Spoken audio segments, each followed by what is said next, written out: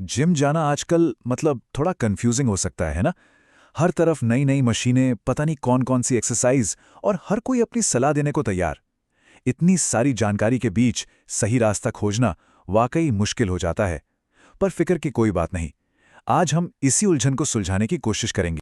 तो चलिए इस पर और बात करते हैं। देखिए, जिम की दुनिया में ना गलत सलाह की कोई कमी नहीं है। फिटनेस एक्सपर्ट सी नेलिवनीज का ये मजाकिया कोट बिल्कुल इसी बात पर रोशनी डालता है कि कितनी ज्यादा गलत जानकारी फैली हुई है। तो चलिए कुछ सबसे आम गलतियों पर नजर डालते हैं जिनसे बचना बहुत जरूरी है। आपने देखा होगा ना, कुछ लोग सिर्फ वेट प्लेट्स उठाकर एक्सरसाइज करते रहते हैं। देखने में शायद ये बड़ा फैंसी या नया लगे, पर सच कहूं तो ये बहुत ही अजीब है। एक तो इन प्लेट्स को पकड़ना मुश्किल होता है, और दूसरा इसमें धीरे धीरे वजन कैसे बढ़ाएंगे।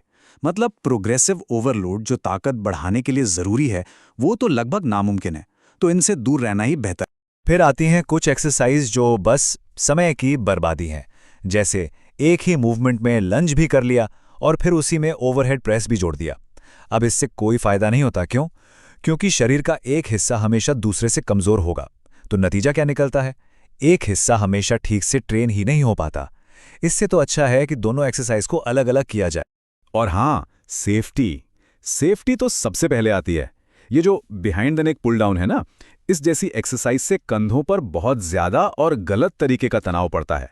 मतलब कंधे एक बहुत ही अजीब अननेचुरल पोजीशन में चले जाते हैं, और इसका कोई खास फायदा भी नहीं है, जबकि इसका सेफ विकल्प यानी स्टैंडर्ड पुल डाउन मौजूद है। तो फिर इतना रिस्क लेना ही क्यों है? तो अब सवाल ये उठता है कि अगर इतनी सारी एक्सरसाइजेस से बचना है, तो फिर एक बिगिनर आखिर शुरू कहां से करे? कंफ्यूजन होना लाजमी है, पर घबराने की कोई बात नहीं है। इसका जवाब असल में बहुत सीधा और सरल है। चलिए आगे बढ़ते हैं और देखते हैं कि यह समाधान है क्या। देखिए, इसका समाधान छिपा है फिटनेस के बिल्कुल बेसिक सिद्धांतों में। हर मुश्किल से मुश्किल एक्सरसाइज को कुछ बहुत ही सरल फंडामेंटल मूवमेंट पैटर्न्स में तोड़ा जा सकता है। और अगर इन बेसिक मूव्स पर पकड़ बना ली जाए ना, तो एक असरदार वर्कआउट बनाना बच्चों का खेल हो जाता है। तो ये हैं वो 7 फंडामेंटल मूवमेंट पैटर्न्स। पहला, स्क्वाट, मतलब जैसे हम कुर्सी पर बैठते हैं। फिर हिंज, यानी जमीन से कुछ उठाने के लिए झुकना। लंज, जिसमें एक पैर आगे बढ़ाया जाता है। पुश और पुल, यानी किसी चीज को धक्का देना या अपनी तरफ खींचना। रोटेशन, शरीर को घुमाना। और आखिर में गेट, मतलब चलना या वजन लेकर चलना। आप यकीन मानिए, जिम की लगभग हर एक्सरसाइज इन्हीं में से किसी एक पर या इनके कॉम्बिनेशन पर ही बनी है। ये समझिए कि ये आपकी ट्रेनिंग की नींव है। जैसे इन्हीं पैटर्न्स में से एक का बेहतरीन उदाहरण है लंज। ये सिर्फ एक जिम एक्सरसाइज नहीं है, ये तो असल जिंदगी की ताकत बनाने का तरीका है। ये एक पैर पर बैलेंस और स्ट्रेंथ बनाने में मदद करता है, जो दौड़ने से लेकर सीढ़ियां चढ़ना तक, मतलब हर रोज के काम में आता है। ठीक है, तो अब हमें ये तो पता चल गया कि क्या करना है, लेकिन अब सवाल आता है कैसे करना है। एक अच्छा वर्कआउट प्लान बनाने के लिए भी कुछ बेसिक रूल्स को समझना बहुत जरूरी है। तो चलिए अब उन सिद्धांतों पर एक नजर डालते हैं। तो सबसे पहले बात करते हैं कंपाउंड एक्सरसाइज की। ये वो पावर हाउस मूवमेंट्स हैं जो एक ही बार में कई मसल्स और जॉइंट्स पर काम करते हैं। सोचिए, स्क्वाट्स, डेडलिफ्ट्स, बेंच प्रेस, ये सब इसी में आते हैं। सच तो ये है कि मसल्स और ताकत बनाने का ये सबसे असरदार और टाइम बचाने वाला तरीका है। कंपाउंड और आइसोलेशन एक्सरसाइज के बीच का फर्क समझने के लिए इसे एक खाने की थाली की तरह सोचिए। जो कंपाउंड एक्सरसाइज हैं वो आपके वर्कआउट का मेन कोर्स हैं, ये आपकी फाउंडेशनल स्ट्रेंथ बनाती हैं। और जो आइसोलेशन एक्सरसाइज हैं, जैसे बाइसेप कर्ल्स, वो साइड डिश की तरह हैं। ये किसी एक खास मसल पर फोकस करती हैं और इन्हें वर्कआउट के आखिर में करना सबसे अच्छा रहता है। अब बात करते हैं एक्सरसाइज के ऑर्डर की, जिसका एक सुनहरा नियम है। हमेशा सबसे मुश्किल, सबसे ज्यादा एनर्जी लगने वाली एक्सरसाइज से शुरू करें। आमतौर पर ये होती हैं लोअर बॉडी की कंपाउंड लिफ्ट्स।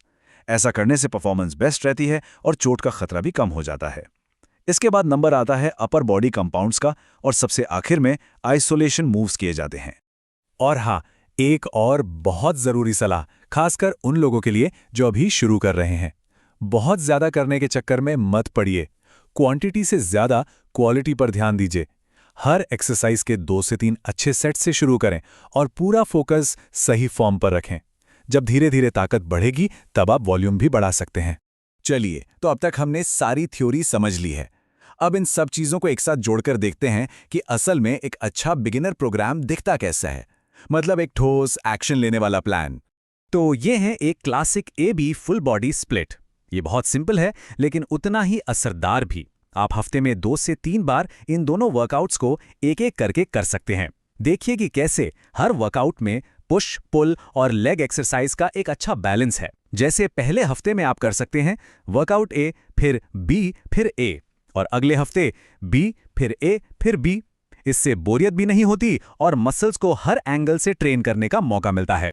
और ये एक्सरसाइज हमारे उन फंडामेंटल पैटर्न से कैसे जुड़ती हैं, इसका एक बढ़िया उदाहरण है बेंच प्रेस, जो वर्कआउट B का हिस्सा है।